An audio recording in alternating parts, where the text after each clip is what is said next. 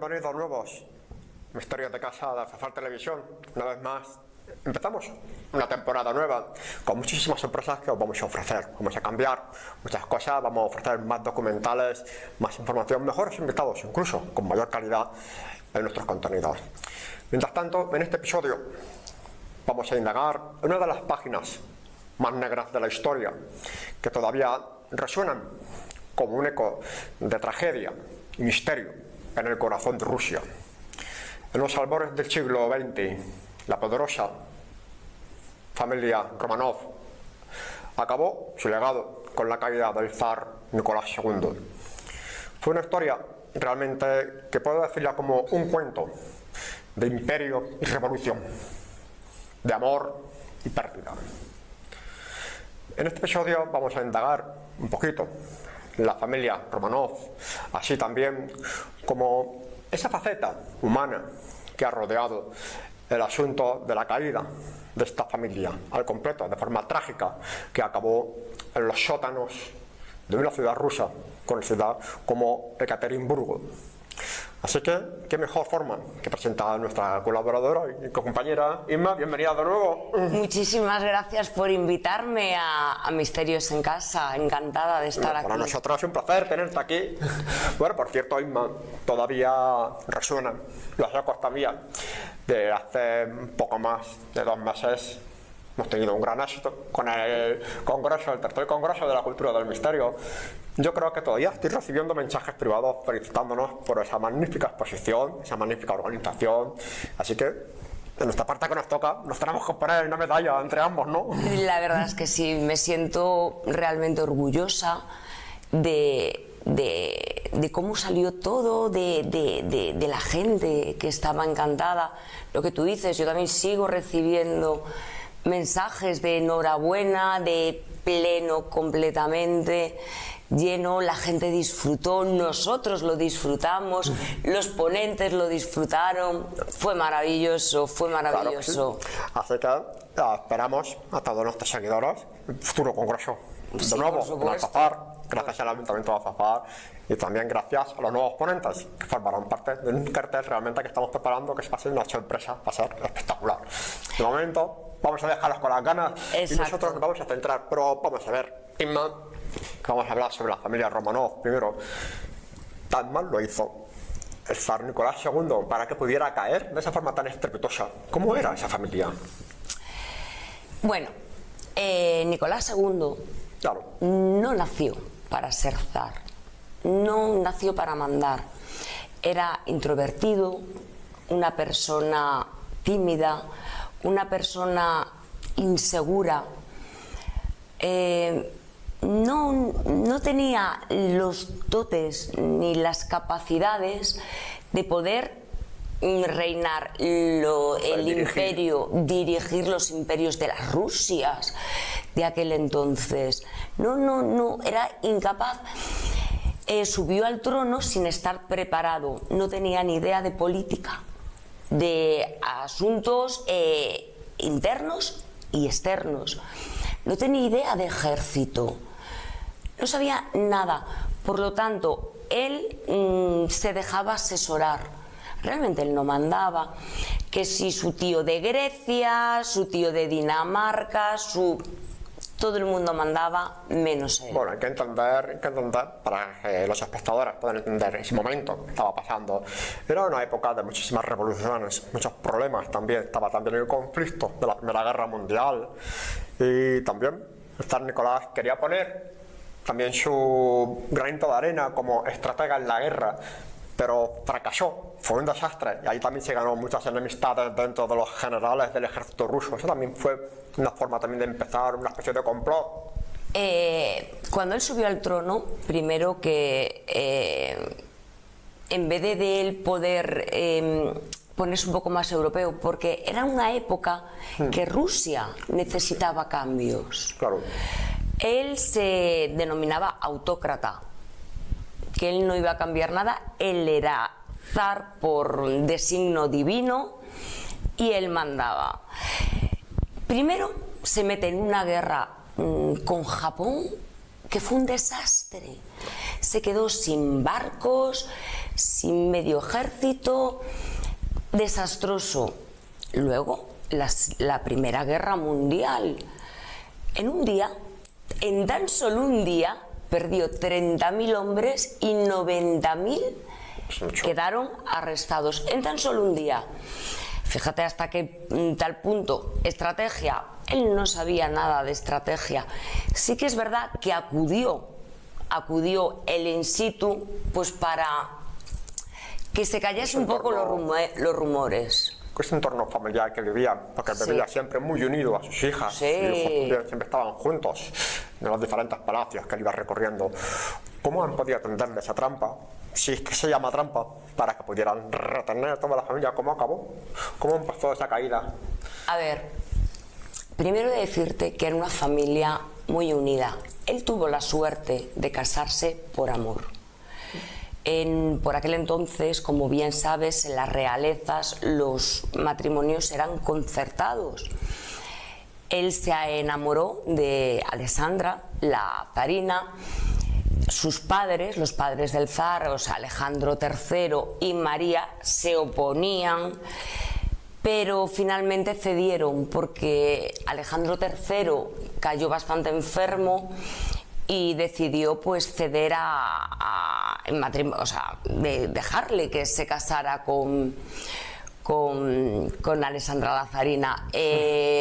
Los hijos que tuvieron fueron muy queridos, una familia muy unida.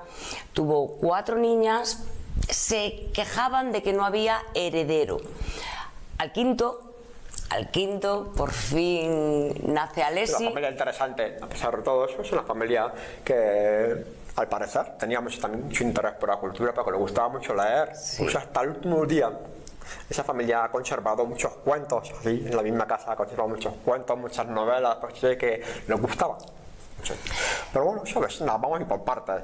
Uno de los personajes que también ha influido, que también se empezó a ganar la enemistad del pueblo, también empezó a verlo algo mal, es una figura que nosotros hemos visto como maquiavélica, Rasputín. A ver. Bueno, primero vamos a explicar qué es Rasputín. ¿Quién es Rasputín? Porque Rasputín, por los conocimientos que yo tengo, era un religioso visionario con, digamos, conocimientos del chamanismo también, que llegó a infiltrarse gracias a unos conocimientos de sanación que pudo sanar, bueno, mejorar un poquito la salud del hijo de Nicolás II. Pero a partir de ahí comienza una extraña historia con esa familia. ¿Qué pasa? Primero, querría empezar por comentarte un gran secreto que había en la familia del zar, que era que su hijo era hemofílico. La hemofilia, por aquel entonces, un simple golpe te morías de una hemorragia interna. Es un niño que tenía que ir prácticamente en brazos, no podía hacer lo que hacía cualquier otro niño de delicada salud. Como era el único heredero y estaba un poco colgando lo que es ese título, lo decidieron mantener en secreto. Resulta que en la Siberia profunda hay un hombre inculto, sin estudios, pero fíjate, con tierra propia, que por aquel entonces en Rusia tener tierra propia, ser ganadero o ser agricultor con tu propia tierra es haber triunfado. Pues venía de una familia que tenía su tierra propia, pero sí que era un analfabeto. Rasputín con 10 años se queda 2 años encerrado en una habitación por la muerte de su hermano. En esos 2 años de interior, o sea, de él trabajar su interior, salió diciendo que él podía leer mentes y que podía hacer bastantes cosas. A todo esto, he de decirte que tuvo una adolescencia muy difícil. A ver, si yo te digo que era extremadamente activo sexualmente, no estaría diciéndote la verdad. Hoy en día podríamos nombrarlo como que tenía un problema de adicción al sexo. Totalmente. De hecho, él se casó con 19 años con una mujer que tenía 23, porque esta mujer se le resistió. Porque también he de decirte que las mujeres no se le resistían. No, no, no, no. Tenía muchísimo éxito con las mujeres. Estaba con otras muchas más, pero su propia mujer decía: es que mi marido es mucho hombre para tener solo una mujer. Bueno, el caso que empieza a delinquir un poco en su propio pueblo y decide irse de peregrinaje y se fue a un santuario en el cual estuvo allí con unos cuantos monjes que luego iban de peregrinación por todo el imperio ruso, ¿vale? Predicando y ayudando a la gente. En una de esa peregrinación fueron a San Petersburgo y allí conoció a la familia real. La familia real era una familia muy vulnerable, muy vulnerable. Y él era una persona, Rasputín, muy seguro de sí mismo. ¿Que tenía poderes? Yo lo dudo. Para mí era un charlatán, pero tampoco puedo decirte que a lo mejor si lo estuviera. Ha complicado la vida de esa hegemonía, esa familia poderosa, dinastía Romanov, sí, que se le han acumulado revoluciones, se le han acumulado fracasos en la guerra, se le han acumulado también entonces personajes no deseados dentro de la corte, como por ejemplo Rasputín, que también ha enturbiado, ha acabado por molestar o por dudar al pueblo, ha generado muchas dudas. Todo eso ha sido como una especie de bola de nieve que cada vez se ha hecho más grande y al final ha supuesto la caída y el fin del reinado del zar Nicolás II. Tuvo mucho que ver porque los rumores era que él tenía un cierto affair con la zarina.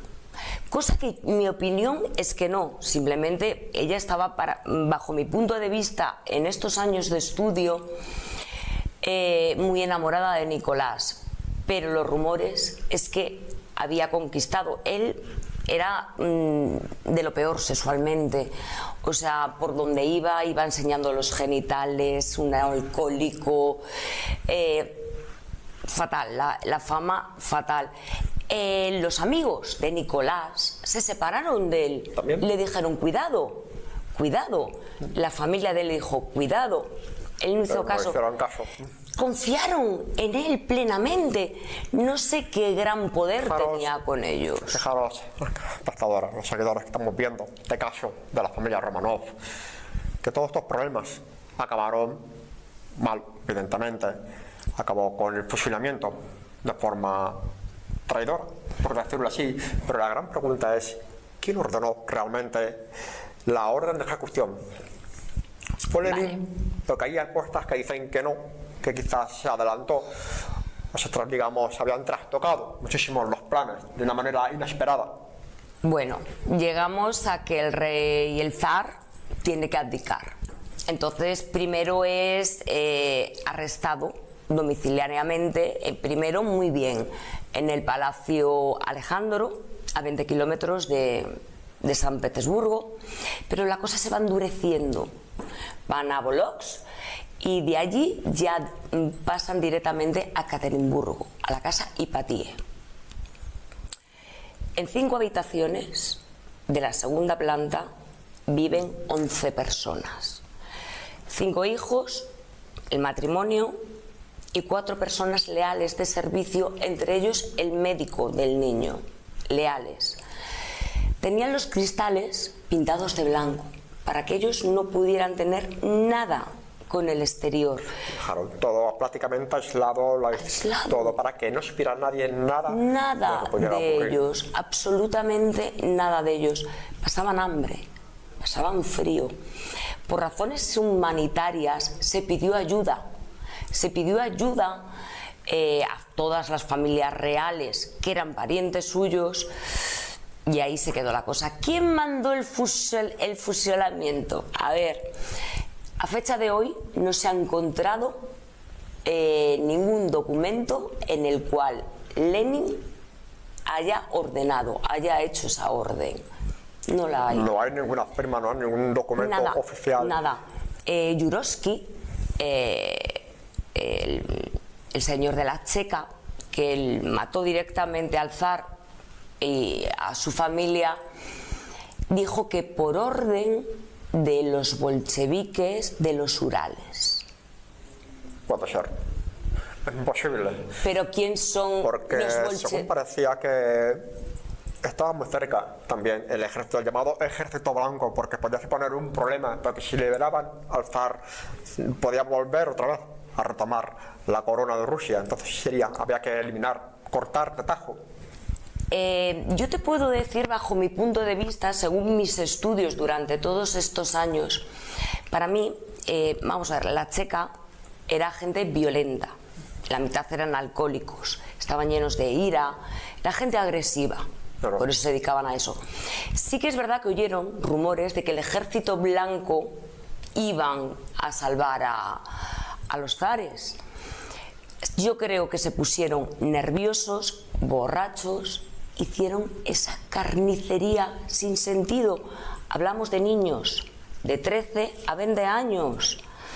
Esos niños merecían morir. E incluso esa gente de servicio, la zarina, el zar, no lo sé, bajo mi punto de vista fue una cosa de ellos, de los que estaban allí, de la Checa, y lo hicieron ellos. Luego dijeron que por los regionales de los Urales. Empezaron las teorías de conspiración para culparse de uno a otro, pero lo que no podemos olvidar, Inma, y yo creo que lo puedes contar muy bien, es cómo fue ese momento trágico, porque si lo contamos realmente es brutal, muy sangriento. Prácticamente ha sido una ejecución, hay que decirlo así, inhumana, impropia para ser el cargo que ostentaba el zar Nicolás. Una carnicería. Mira, te explico. El día de la madrugada del 16 al 17 de julio de 1918 sube Yurovsky y despierta a todos para decir que hay un pequeño conflicto fuera entre los bolcheviques y antirrevolucionarios, que por su seguridad cogieran sus pertenencias lo justo y bajaran a la primera planta, que tenían que evacuarlos. Así fue. Así fue. Cuando están en la primera planta, Yurovsky les dice que bajen un momento, que dejen sus cosas ahí y que bajen un momento al sótano, a una pequeña habitación, que será solo un momento. Ellos ni imaginarse lo que va a pasar. Todos de pie, menos la zarina, que padecía de ciática, Alexandra, sentado, y el zarevich, Alexei, que por su enfermedad también sentado. De repente entra Yurovsky con detrás sus verdugos y dice que tiene que ser ejecutado por los crímenes, miles de crímenes a la humanidad. Saca su pistola y lo fusila. 3 tiros. No le dio tiempo a girarse a su familia para decir ¿qué está pasando? No dio tiempo. Al momento, la zarina, luego el zarevich de tan solo 13 años. Así fueron cayendo. Pero resulta que las grandes duquesas, Olga, Tatiana, María y Anastasia, estaban mal, pero seguían vivas. Y aquí hay una cosa muy curiosa. A ellas desde pequeñitas les enseñaron a sus joyas más valiosas, por lo que pudiera pasar, coserlas en unas enaguas que solamente deberían de ponerse en momentos que ellas vieran conflictivo. Ellas vieron ese momento conflictivo y esas joyas les hicieron como de chaleco antibalas. O sea, les hizo una coraza. Entonces la habitación se llenó de pólvora, tampoco No se podía ver veía. prácticamente nada. Es una habitación de reducidas dimensiones. Prácticamente han disparado apenas 2 metros encima de todos. Entonces, a base de golpes, a base de cuchilladas con una bayoneta, terminaron de rematar a toda la familia. 20 minutos. Está ahí más, que me acuerdo yo, que durante ese fusilamiento trágico Sí. había una leyenda y finalmente parece que fue cierto, de que mientras estaban disparando había muchas balas que estaban rebotando en los cuerpos de las hijas del zar. ¿Qué tiene de cierto eso? Claro, pues porque ellas tenían dentro de sus enaguas sus joyas Todo cosidas. estaba ahí cosidas las joyas, Cosidas las esos joyas. rebotes que hacían las manos. Todas en sus enaguas, desde pequeñas les habían Yo enseñado. creo que tenían también un cojín que lo estaban utilizando. También Había un cogían cojín, y lo había una utilizaban. imagen porque decían que tenían un cojín, una de las sirvientes tenía un cojín que estaba lleno de joyas. El de las, efectivamente, ellas iban con su cojín, ellas estaban preparadas para sus joyas más valiosas llevar, y una de las doncellas llevaba el cojín, y ellas en sus enaguas todas Claro, para intentar rebataban, iniciar una nueva vida con la rebotaban. esperanza de Claro, iniciar una nueva claro. vida. Entonces no entendían por qué no se morían las grandes duquesas. Entonces ahí es cuando se volvieron locos y empezaron golpes con bayonetas. 20 minutos sangrientos. Salvaje. Salvajes. 20 minutos matando a una familia Completa. completa. 11 personas. Pero lo peor de todo eso no solo ha sido la matanza que han hecho dentro de ese sótano, sino que después cuando se llevan los cadáveres, que lo trasladan a un sitio en secreto, decidieron hacerle una segunda salvajada. Eso fue un caos, eso fue caótico, un desaguisado. Cogen, hablamos de 11 cadáveres, los cogen y los meten en un camión. Bien. Se los llevan a unas minas cercanas ahí en Ekaterimburgo y los meten en un pozo, el cual con granadas lo hacen explotar. No sucede nada, intactos. Entonces cogen los 11 cuerpos, vuelven a sacarlos, los vuelven a subir al camión para buscar un nuevo destino. ¿Qué pasa? Que el camión se queda atrapado en el fango, no va ni para adelante ni para atrás, con los 11 cadáveres detrás. Había que quitárselos de encima los cadáveres de una forma u otra. Piden ayuda, pero por lo menos 2 cadáveres tuvieron que quitar, que con el tiempo, con los años, después de 100 años de misterio, de mentiras, se supo que era la gran duquesa María y el zarevich Alexei. Cogieron y en pleno bosque, donde ellos les pareció, cavaron y ahí los dejaron. El resto se los llevaron un poquito más adelante a una fosa común, el cual los tiraron y primero los rociaron de ácido. O sea, tiraron ácido. Ácido. Los quemaron y los enterraron. ¿Dónde? Ellos no sabían dónde.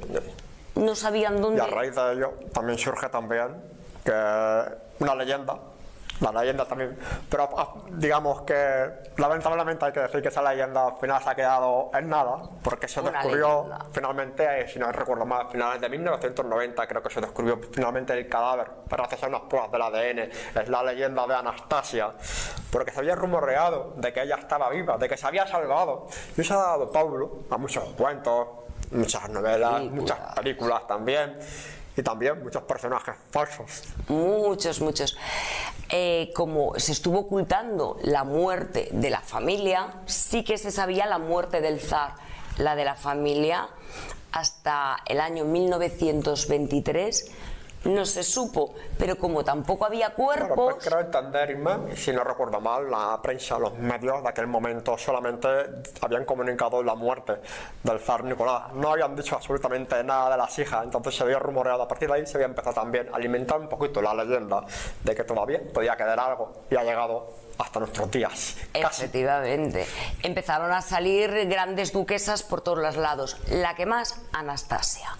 Sobre todo una tal Anna Anderson, una enferma mental, que llegó muy lejos porque fue recibida por la gran duquesa Olga, ¿sí? La cual ella quería alimentar, estaban muy unidas sus sobrinas, quería alimentar la esperanza de que tuviera una sobrina viva, pero ella misma en su interior sabía que no era su sobrina. Yo personalmente comparo las fotos de Anastasia hasta con 15 años, 16, y las fotos de Anna Anderson, yo no les encuentro ningún parecido, pero sí que es verdad que médicos especialistas en fisonomía dicen que son idénticas. Yo personalmente no le encuentro parecido. Pero la gran duquesa Olga le hizo mantenido vivo esa esperanza de mantenernos vivos. Pero le hizo varias preguntas trampas y... Al menos dentro de esa tragedia se mantuvo, digamos, una vela encendida de esperanza para la recuperación de esa familia, pero finalmente claro, parece que la vela se apagó. La vela se apagó porque en los años 70 aparecieron los cuerpos. Y hasta hasta que cayó el muro de Berlín, 1991, no pudieron exhumarlos. Y luego aparecieron dos cuerpos más, que con el ADN vieron que no tenían nada que ver esta señora con la familia. Aparte que estaban todos. Estaban 9 en un lado y 2 en otro. Y esta señora pues no tenía absolutamente nada que ver. Ha quedado en una leyenda. Hay gente que lo cree. No hay ningún tipo de prueba ni nada que... Bien, para información también de los espectadores, que el lugar donde ocurrió la tragedia, conocida como Casa Patiev, no existe, ya se derribó, y en su memoria se construyó después una catedral también. Los restos tampoco están ahí. Los restos, porque finalmente se llevaron, a pesar de las trabas políticas que hubo, de las discrepancias que hubo, se lograron trasladar los restos que se encontraron finalmente, que los tuvieron escondidos en silencio para evitar esa política tan rígida que había de la antigua Unión de la República Socialista Soviética, que había un famoso KGB y ese famoso telón de acero que evitaba que se pudieran filtrar noticias. Pero es una historia que contaremos algún día más adelante. Sí, porque esa historia es bastante larga. Sí que es verdad que la Casa Patiev la derrumbaron porque no se podía hablar de ello, no lo permitían. Luego con el tiempo pues construyeron en los años 70 un monasterio y también otro donde intentaron deshacerse de los cuerpos por primera vez en las minas. Ahí hay otro pequeño monasterio también en recuerdo de ellos. Gracias a Dios, esta familia descansa en la iglesia San Pedro y San Pablo de San Petersburgo con todos sus familiares, pero después de exhumarlos, volverlos a enterrar, exhumarlos, la verdad es que lo que han hecho con estos cadáveres. Pero bueno, eso ya es otra historia bastante larga que nos daría para contar largo y tendido. Bueno, como ya han visto en esta historia de la familia Romanov, poder, gloria, auge, caída, conspiración, magia, leyenda, muerte. Casi prácticamente completa todo esta familia.